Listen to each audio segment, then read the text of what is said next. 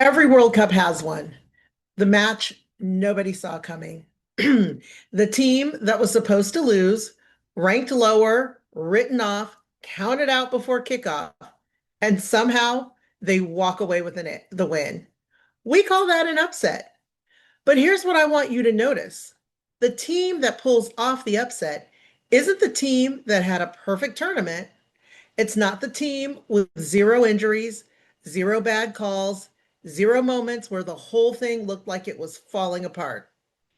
It's the team that got knocked down in the first half and figured out how to win anyway. And that's what we're talking about today. Not how to avoid setbacks, but how to win in spite of them.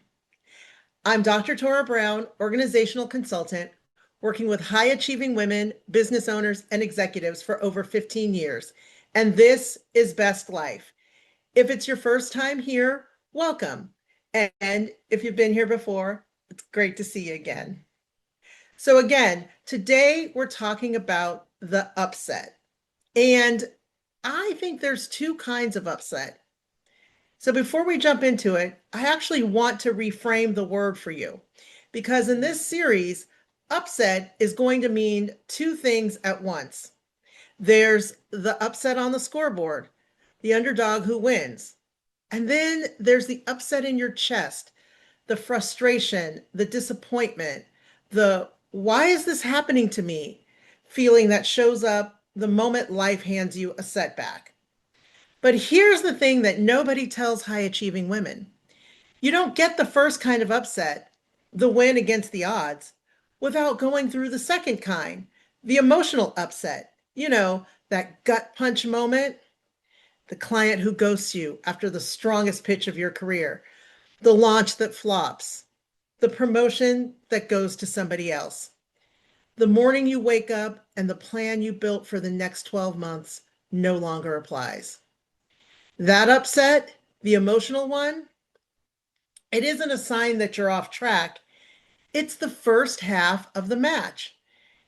And most people quit at halftime. So I want you to think about this. There's always an emotional upset before the win. Okay.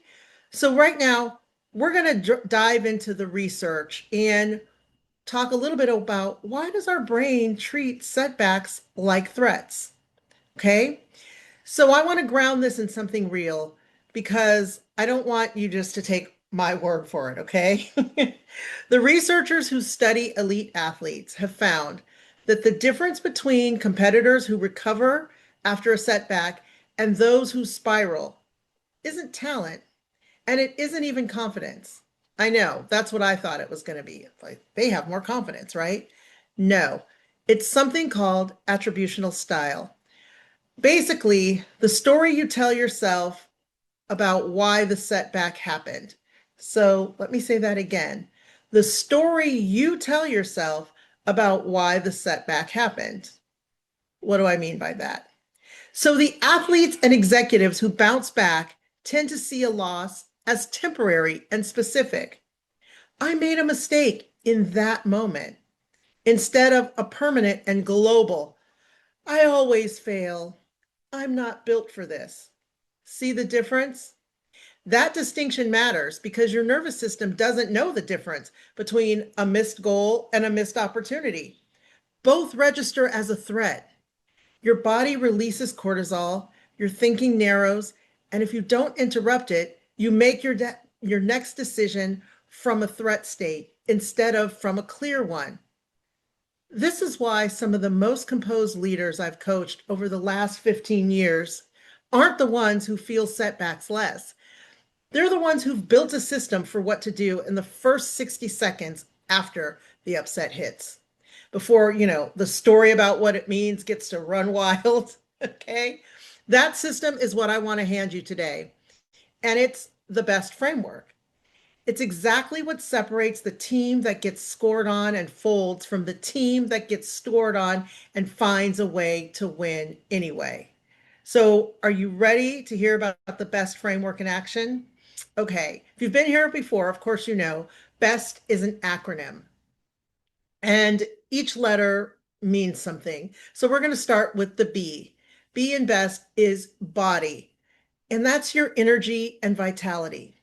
When the upset hits, your body reacts before your mind catches up. Shoulders up, breath shallow, jaw tight. Elite athletes have a reset ritual for exactly this moment: a breath, a physical cue, something that tells the nervous system, we are safe. We can think now. You need one too. It doesn't need to be complicated. It can be as simple as 3 slow exhales before you respond to that email, that missed deal, have that hard conversation. The goal isn't to feel nothing, it's to get your body out of threat mode so your best thinking is actually available to you. Now, the E in best, that's expectations. And here's where most high achievers get stuck. You had an expectation. The launch will succeed. This client will say yes. The year will go according to plan. And reality didn't match it. That gap is where the emotional upset lives. The teams that win after going down a goal aren't the teams that expected a perfect match. They expected to be tested, and they built a plan for what happens when they are. I want you to do the same thing in your business and your life. Expect friction, not pessimism, okay? Preparation. When you expect the setback as part of the process instead of a deviation from it, it stops being able to derail you. So that leads us to the S in best, which is schedule. A setback left unscheduled becomes a spiral. This is where I see brilliant women lose entire weeks, not because the setback itself was that large, but because they gave it unlimited access to their calendar and their attention. Here's what I coach my clients to do instead: give the upset a container, 10 minutes to fully feel it, and then a specific scheduled next action. One call, one revision, one decision that starts moving you forward again. The upset doesn't get to run your whole week. It gets 10 minutes and a next step. And that brings us to the T in best, which is truth. And this is the one that changes everything. The truth is rarely, I failed, or this is over. No, the truth is almost always more specific and more survivable than the story your threat response wrote in the first 60 seconds. So now I want you to go back to that attributional research. The leaders who recover ask, what is actually true about this setback? Not what does my anxiety say, but what is factually true? Usually the truth is this one thing didn't work, but now you have information that you didn't have before. And that's not loss, that's data. And data is exactly what we need to build the next half of the match on, right? The win comes when we have the data to do it differently. Okay? So think about that. The matches that go down in history, it's never the team that never got scored on or the team that we all knew was going to win anyway, right? It's the team that went down early, regrouped at halftime, and adjusted their game plan without abandoning their identity, right? They didn't stop playing, they came back stronger. And that's the model. Not never get upset. It's regroup at halftime, reset the body, check the expectation, schedule the next move, get honest about the truth, and walk back out onto the field. That's how they win. The scoreboard doesn't care how you felt when you were down a goal, it only records what you did after. Think about that. Only records what happened after. So if you're in a setback right now, you've got a client who said no, or a launch that underperformed, a year that's not going the way you planned it, I want you to hear this clearly. You're not out of the match. You're at halftime. So I want you to run the best reset.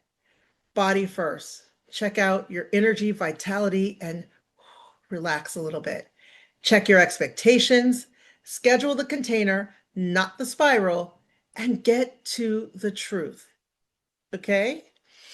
If this helped you, hit subscribe so you don't miss the rest of this series. And drop a comment telling me what's the setback you're regrouping from right now. I read everyone. I'm Dr. Tora Brown. This is Best Life, and I'll see you in the next video. Are you ready? Let's go.